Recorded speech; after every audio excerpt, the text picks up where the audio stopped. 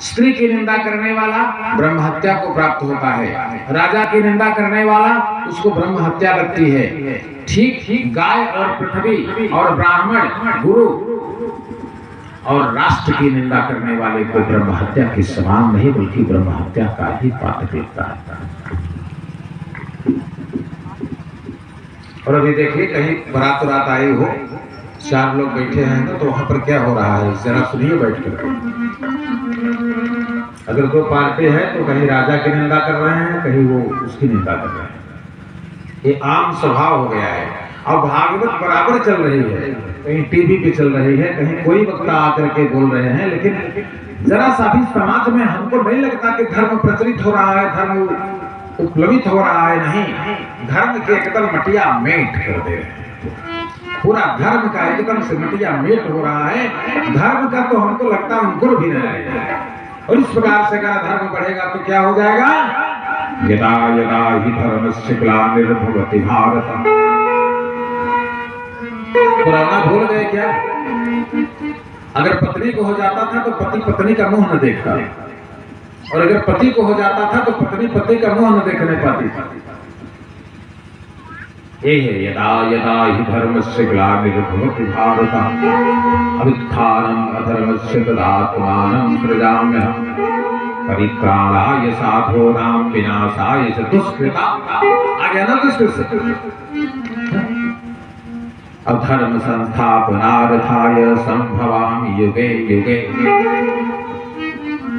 ब्राह्मण का धन अपहरण करने वाले को भी ब्रह्म हत्या के समान ब्रह्मस्व पश्चात विचार कारण व्यभिचारी, उसकी तो कोई चर्चा ही नहीं। लेकिन कहा ब्राह्मण का धन खाने वाला व्यभिचारी के कान में भी अगर एक श्लोक चला गया सारे पाप भगवान की। ये है भागवत महापुराण। क्या है? नारायणं नमस्कृत्यं नरं चैव नरोत्तमं देवी सरस्वती व्यासं ततो जयमुदीरयेत्। जब भागवत शुरू हुई तो वेद व्यास ने गणेश सरस्वती की वंदना नहीं की, नारायण और सरस्वती की वंदना करते। नारायण लक्ष्मी नारायण भगवान और सरस्वती की वंदना करके इस शास्त्र का उद्धरण करते हैं, लेखन का कार्य प्रारंभ करते हैं। और भागवत महापुराण में उन्होंने भक्ति और ज्ञान वैराग्य की कथा कल आपने सुनी होगी। भक्ति और ज्ञान वैराग्य की कथा सुन लेना। आज भक्ति तो है लेकिन ज्ञान और वैराग्य नहीं। भक्ति तो सब कर लेते हैं, हम भी कर लेते हैं, आप भी कर लेते हैं। इधर भक्ति का भी मार्ग बहुत कठिन है। जब आप 7वें स्कंद में आएंगे तो श्रवणम कीर्तनम विश्वस्मरणम पाद सेवनम अर्चनम मर्दनम साक्ष्यम दास्यम आत्म निवेदनम। भक्ति भी बड़ी कठिन है। कहत सुगम करनी अपार जाने जेकर बनी आई। कहत सुगम कहते हैं कि हम भक्ति कर लेते हैं, लेकिन बाबा जी ने कहा ये बहुत कठिन विषय है भक्ति करना। भक्ति करना बहुत कठिन विषय है, इतना आसान नहीं है। अरे दुर्योधन के पास और अर्जुन के पास बार बार ये आए भगवान कृष्ण बताए नहीं कि कर्ण तुम्हारा भाई है। क्या मिल गए अर्जुन कर्ण से? क्या कर्ण मिल गया अर्जुन से?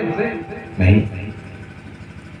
भक्ति की पराकाष्ठा है, तो जिसका साथ हम देते हैं उसका साथ देते रहे।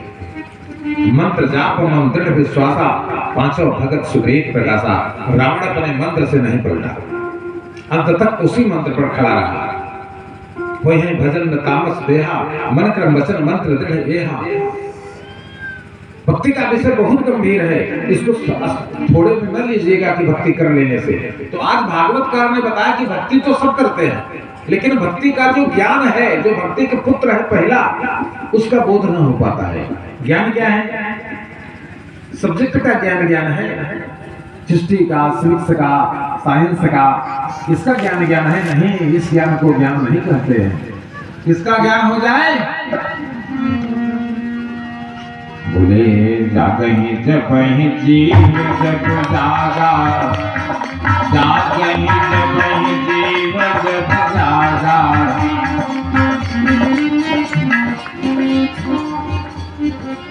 जब सारी संपत्तियों से विराग हो जाए, मन क्रम वचन राम दृढ़ एहा,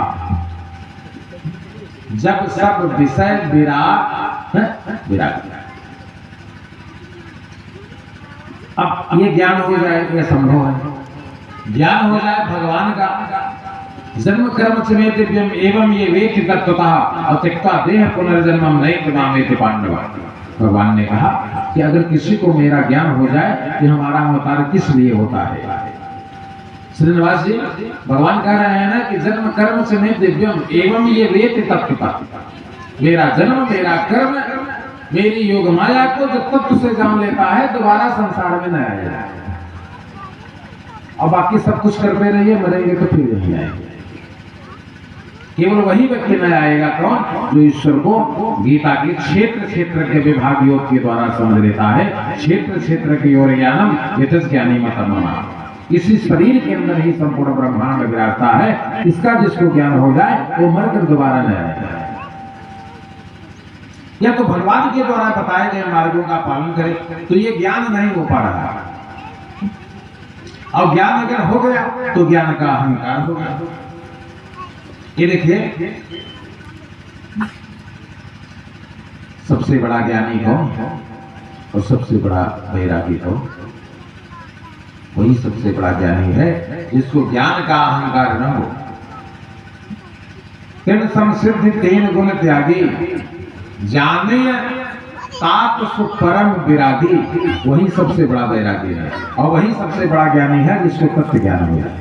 ये भागवत का, ये भागवत के भक्ति ज्ञान और वैराग्य का विषय है।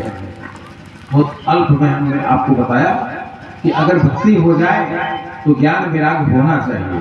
केवल आरती 4 घंटे कर रहे हैं लेकिन ज्ञान नहीं हो रहा है। किसी की जेबा काट लीजिए, किसी का डाल काट लीजिए, सड़क काट करके अपने खेत में मिला लीजिए, ग्राम समाज की जमीन जोत करके उसमें हनुमान जी की मूर्ति रख दीजिए ना। ये सब करना है तो फिर कुछ सब समाप्त है पूरा।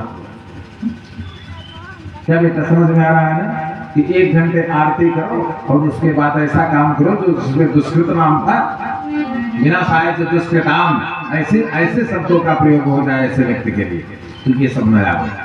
भक्ति और ज्ञान वैराग्य के बाद आपने कथा सुना होगा,